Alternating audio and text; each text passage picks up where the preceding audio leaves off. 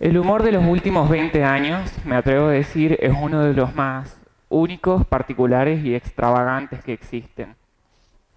La gente más joven de la generación de los millennials y la gente de la generación de los centennials, personas que nacimos entre 1990 y 2005 aproximadamente, estamos viviendo una situación única históricamente.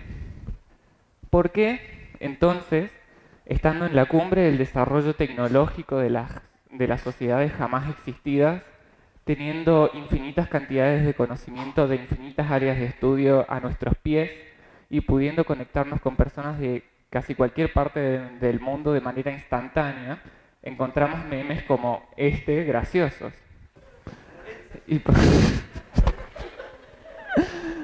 Otro ejemplo.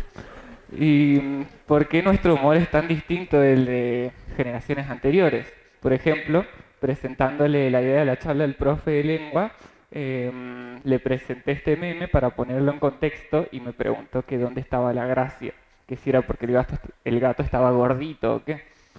Y mi papá, cuando me muestra sus memes sobre la juventud de estos días y su adicción al celular, yo no me río, los entiendo por qué dicen lo que dicen, pero siento desapego y cringe y boomercidad ejercida sobre mi persona. ¿De dónde sale esta diferencia intergeneracional tan grande? Y más importante, ¿de dónde viene nuestro humor? Bueno, como seguramente sepan, algo que nos diferencia de nuestros antecesores es estar expuestos al Internet y a los medios de comunicación masiva desde una temprana edad. Esto crea una suerte de cultura del Internet en la que se encuentran todas sus cosas características, como los memes, las redes sociales, el chusmerío de famosos, los fandoms de cantantes y bandas, también las versiones Slow and Reverb de canciones populares y los blogs de principio de década, entre millones de cosas más. Esta cultura del Internet, es algo con lo que no se contó, claro, igual que el Internet, es algo con lo que no se contó en ningún otro momento de la historia y crea una cierta cohesión a nivel global entre todas las personas de nuestra generación. Ahí. Por ejemplo, si le muestro el meme de aceituna a un chico que va a primer año de la universidad en España y a mi mamá, es más probable que el chico español lo entienda más fácilmente y le cause más gracia que a mi mamá. Aunque, lamentablemente, el Internet y los medios de comunicación masiva no son lo único en nuestro contexto. Estamos llenos de cambios sociales respecto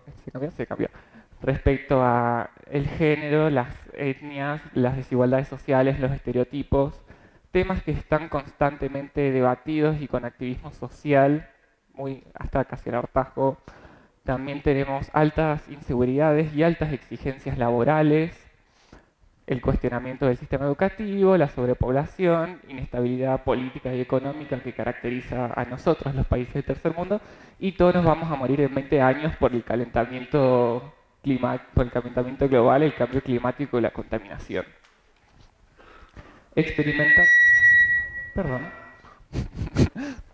Experimentamos todo esto y una pandemia global con menos de 25 años y encima el futuro de la humanidad está en manos de las nuevas generaciones.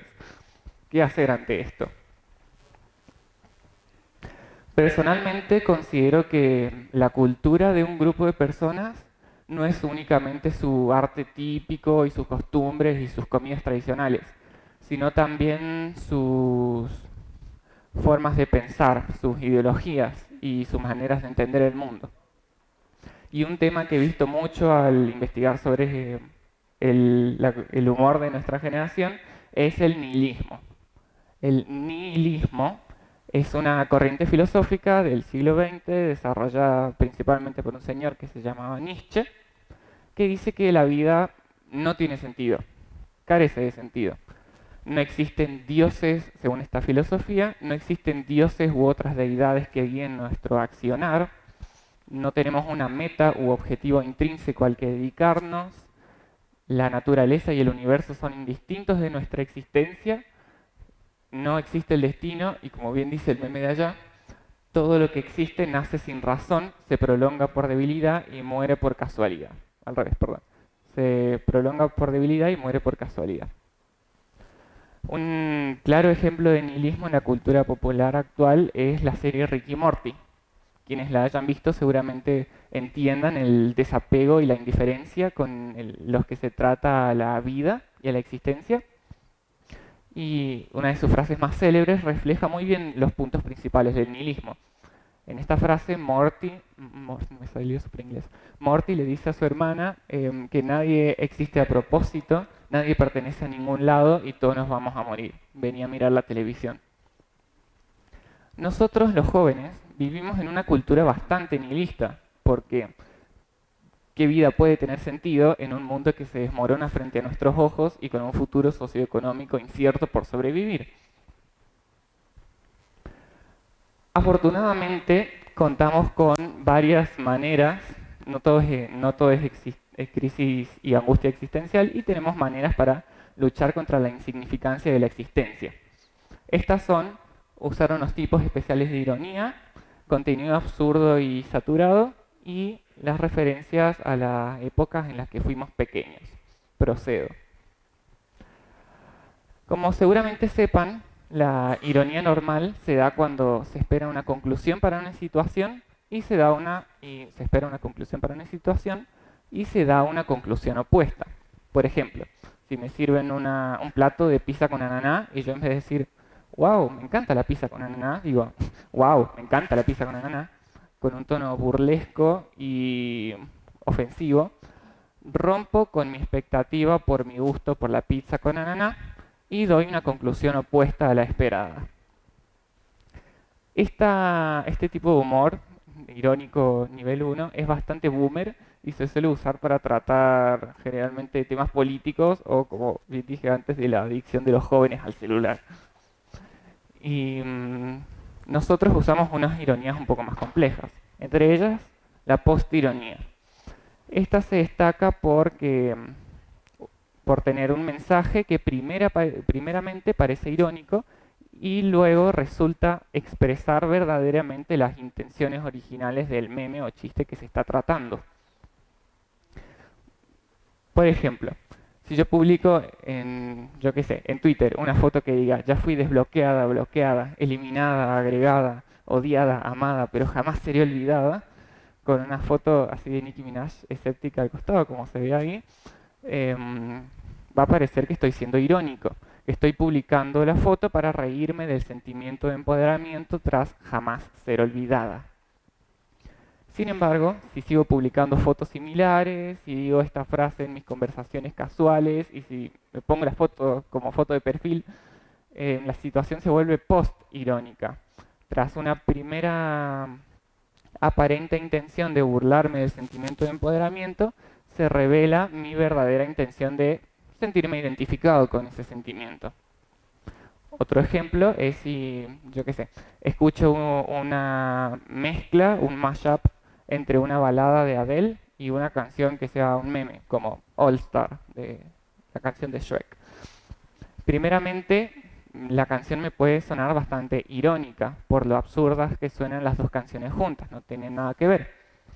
Pero, si yo escucho esa canción regularmente, la guardo en mi playlist de canciones que me gustan y la hago sonar en el auto o cuando estoy en una fiesta, en una juntada, la situación se vuelve post-irónica. La situación que primeramente parece ser irónica, haciendo burla de un tema, resulta ser o se vuelve post-irónica tras mostrar un verdadero aprecio por ese tema. Tanto la post-ironía como la metaironía expresan una opinión respecto a lo que trata el meme. Sin embargo, la metaironía se caracteriza por hacer exactamente lo contrario.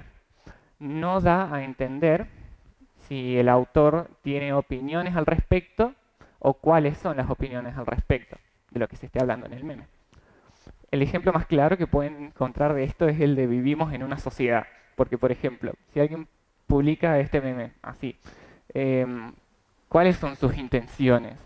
¿Quiere burlarse de la sociedad estadounidense en la que se desarrolla la trama de El Bromas? ¿Criticar los lugares de las clases bajas en las sociedades actuales? ¿O quejarse de la corrupción de los valores tradicionales de... ay, uy, perdón. Quejarse de la corrupción de los valores tradicionales de nuestras culturas? Pues no sabemos. Puede que el autor tenga una propia interpretación de lo que significa que vivamos en una sociedad y las oculte para generar este efecto cómico. O puede que no tenga ninguna opinión al respecto y solo lo publique para, pues, hacer este efecto cómico. Bien, tanto la postironía y la metaironía son una de las maneras que tenemos para luchar contra la insignificancia de la existencia. También tenemos el absurdo y la saturación, o el absurdismo y saturación. Esto lo heredamos de nuestro amigo el dadaísmo. Quienes no sepan de historia del arte, el dadaísmo fue una vanguardia artística del siglo XX que surgió para hacer frente al cambiante mundo industrializado y post Primera Guerra Mundial que acontecía en las sociedades europeas. Mediante los artistas dadaístas como que desafiaban las reglas que regían a la sociedad y al arte, incorporando elementos caóticos, aleatorios, absurdos e incluso cómicos y provocativos en la escena.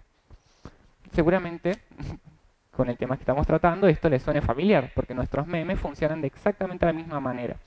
Incorporamos elementos arbitrarios en la escena, con mucha saturación, contraste y compresión para distorsionar bien las imágenes y también agregamos texto aleatorio en una fuente predeterminada.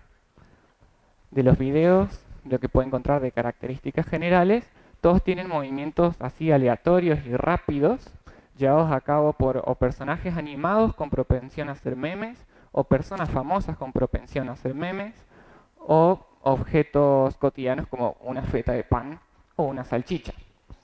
Y los audios generalmente tienen muchos efectos de sonidos aleatorios, están bien distorsionados y la música está tratada con una técnica que se llama bass booster. Seguramente sepan qué es, que se le suben las frecuencias, o como su nombre en inglés lo indica, se potencian las frecuencias graves de la canción y les da una sonoridad bastante particular. Bien.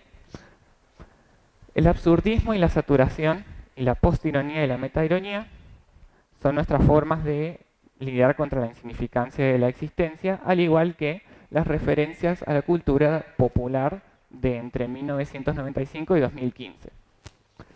Las fechas, los años no son particularmente importantes. Lo primordial es que el lapso del que estemos hablando sea uno en el que se haya desarrollado nuestra infancia y nuestra primera adolescencia. De esta época tomamos principalmente personajes de series de televisión, de películas y de videojuegos, y sirven como la realidad que satirizamos y distorsionamos para nuestro goce memil.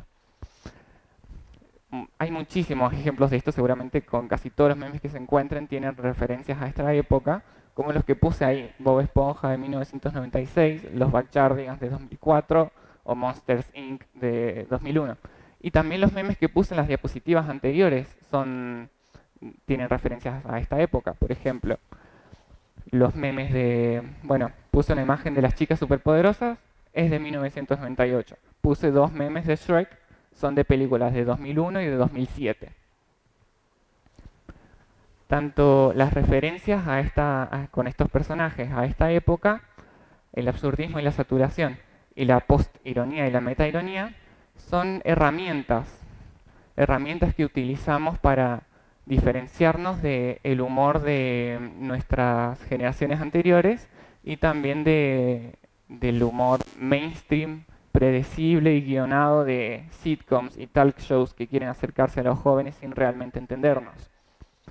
Y también, lo más importante, al menos para mí, es que sirven para experimentar libremente con las ideas y expresar nuestras angustias e inseguridades frente a la insignificancia que representan nuestras vidas.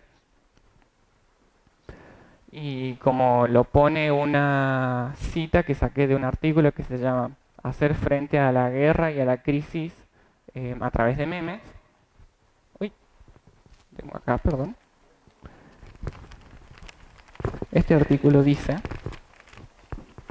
los memes operan con frecuencia como ejemplos de tendencias más amplias, así como sustitutos de las ansiedades culturales y formas de expresar y aliviar los miedos u otras emociones a través del humor.